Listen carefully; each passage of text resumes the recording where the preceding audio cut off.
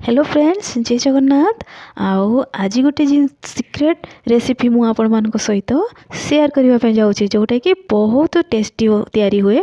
मु एबे नौची 2 कप अरुआ चाउल, 1 कप बिरी, 1 कप बुट डाली, आउ टिकिए मेथी दाना। देखो भल आग गोले दिए, तापर एबे एथिरे टिकिए मेथी दाना हमको ऐड करिवार अछि। काहे कि ना बेसी जदि मेथी दाना मु टिके देई देबी ताहले एई जो रेसिपीटा मु बनेबा पय जीबी काली सकाळे सेटा टिके पिता हे जो। आपण तो बुझी पारुथिबे मु कोन बनेबा पय जाउछि। मु काली बनेबी सकाळे ब्रेकफास्ट इडली रेसिपी। तो एक्चुअली मो पिलामानक पय ही एटा मु बनेबा पय जाउछि। तो काली सकाळे समान स्कूल गला बेले यार ब्रेकफास्ट समान करिकी जीवे और टिफिन रे मध्ये नेकी जीवे। तो मोर तो ये सीक्रेट रेसिपी आपण मानक जणै देली।